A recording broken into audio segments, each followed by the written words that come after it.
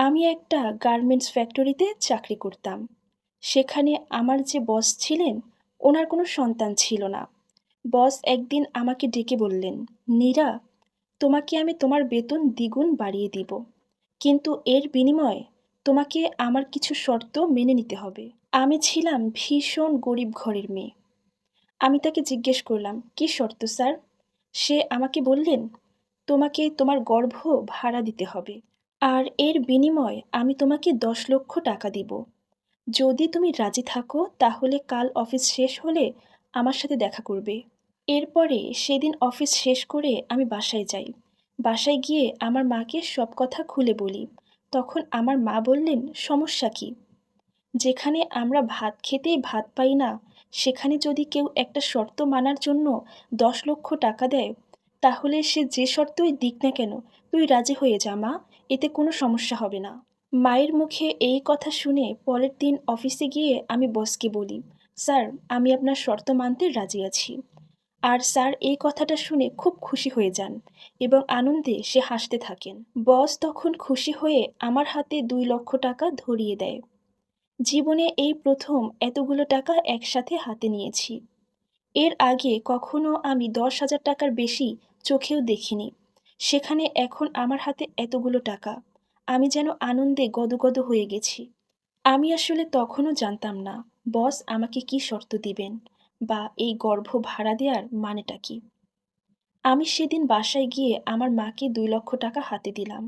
আমার মা খুব খুশি হয়েছেন এবং আমার মা বললেন, "এরপর থেকে তোর বস তোকে যা যা শর্ত দেবে তুই সব মেনে নিবি।" যাই হোক, পরের দিন অফিসে গেলে আমাকে ছুটি দেয়া হয় এবং বস আমাকে নিয়ে একটা হসপিটালে যায়। হসপিটালে বসেই বস আমাকে জানিয়ে দেয় আমাকে আর অফিসে যেতে হবে না। এখন থেকে আমার অফিস ছুটি এবং প্রতি মাসে আমার এবং আমার পরিবারের খরচের জন্য বস আমাকে 30,000 টাকা করে দেন। সময়ের সাথে সাথে আমার শরীরের মধ্যে বিভিন্ন পরিবর্তন লক্ষ্য করি। আমি আস্তে আস্তে বুঝতে পারি আমার ভিতরে কেউ একজন বেড়ে উঠতেছে। স্যার এবং স্যারের বউ আমাকে খুব কেয়ার করতেন। একটু থেকে একটু কিছু হলেই আমাকে নিয়ে ডাক্তারের কাছে যেতেন। মোট কথা আমাকে দৈনিক চেক আপে রাখতেন। আমাকে একটা নির্দিষ্ট ডাক্তারের কাছে সবসময় নিয়ে যাওয়া হতো। এভাবেই দেখতে দেখতে 6টা মাস পার হয়ে যায়। আমি আস্তে আস্তে বুঝতে পারি আমার পেটের মধ্যে কেউ একজন নড়াচড়া করে। ছোট্ট 2টা পা দিয়ে পেটের মধ্যে হালকা লাথি দিচ্ছে। রাতে ঘুমাতে আসলে মনে হতো কেউ আমার পেটের মধ্যে ডিগবাজি খাচ্ছে। তখন আমি পেটের উপরে হাত রেখে বলতাম, "কেন এমন করিস সোনা? তুই তো পৃথিবীতে আসলেই অন্য কারো সন্তান হয়ে যাবি।" আমি সবসময় মনে করতাম আমার পেটের সন্তানটা অন্য কারো সন্তান। শুধুমাত্র টাকার জন্য অন্য কারো সন্তানকে আমার পেটে রাখা হয়েছে। এভাবে দেখতে দেখতে আরও 2টা মাস পার হয়ে যায়। 8 মাসের সময় আমার পেটটা বেশ বড় হয়ে যায়। তখন আমার বস আমাকে এবং আমার মাকে থাকার জন্য অনেক দূরে একটা ফ্ল্যাট ভাড়া করে দেন, কারণ এখানকার কেউ যেন কিছু বুঝতে না পারে। যাই হোক, 8 মাসের শেষের দিকে আমার পেটের বাচ্চাটাকে আমি খুব অনুভব করতে থাকি।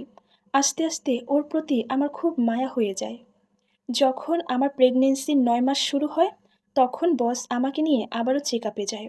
সেদিন আমরা জানতে পেরেছিলাম আমার পেটে একটা ছেলেবাবু আছে।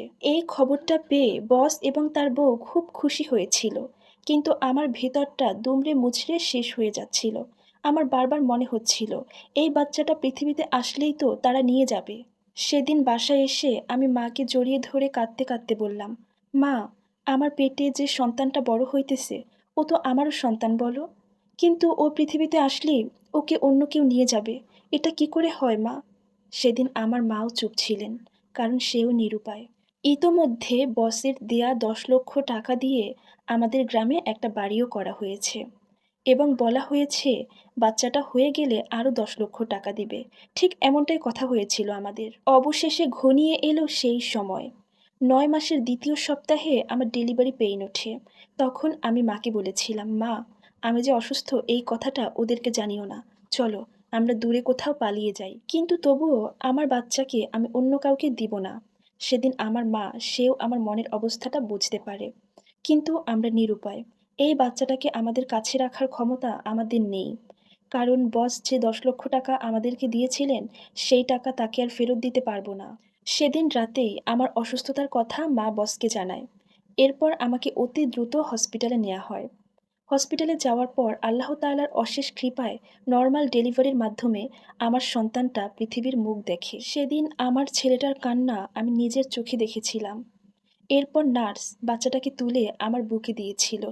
ওকে আমি বুকে জড়িয়ে ধরে হাউমাউ করে কাঁদতে লাগলাম। আমার সন্তান সে, আমার রাজপুত্র। এরপর নার্স বাচ্চাটাকে ২-৩ বার আমার কাছে দিয়েছিল দুধ খাওয়ানোর জন্য।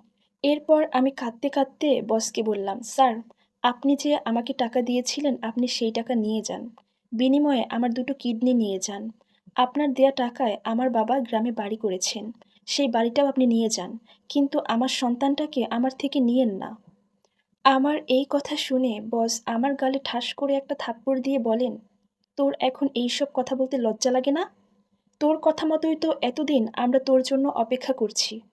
এরপর সে আমার মুখের উপরে ১০ লক্ষ টাকার একটা চেক ছুঁড়ে দিয়ে নার্সের কোল থেকে আমার বাচ্চাটাকে নিয়ে সেখান থেকে চলে যায় ওরা। সেদিন আমার কান্নায় হসপিটালের সব লোক এক জায়গায় হয়েছিল। সদ্য মা হয়েছি আমি, কিন্তু নিজের সন্তানটাকে বেশিক্ষণ নিজের কোলেও রাখতে পারলাম না। এরপর গ্রামের বাড়িতে চলে আসি আমরা। কিন্তু কিছুতেই আমি আমার বাড়িতে থাকতে পারছিলাম না। আমার মনটা পড়ে রইল আমার সন্তানের কাছে। এরপর আমি আবার একা একা শহরে আসলাম এবং আমার সেই পুরানো অফিসে গেলাম। সেখানে গিয়ে বসকে পাইনি। এরপর তার বাসার ঠিকানা নিয়ে বাসায় গেলাম। সেখানে গিয়ে জানতে পারলাম তারা আর এখানে থাকেন না। এরপর ওই মানুষটাকে আমি অনেক খোঁজার চেষ্টা করেছি, কিন্তু কোথাও খুঁজে পাইনি। আমি এমনই এক মা যে টাকার বিনিময়ে নিজের সন্তানটাকে বিক্রি করে দিয়েছি। আমি আমাকে কখনো ক্ষমা করতে পারবো না। আমি এটাও জানি না যে আর কখনো আমার সন্তানটাকে আমি নিজের চোখে দেখতে পারবো কিনা। আর এই সম্পূর্ণ স্টোরিটা একটা আপুর জীবন থেকে নেয়া, যার সাথে আমার বাস্তব জীবনের কোনো মিল নেই। ধন্যবাদ।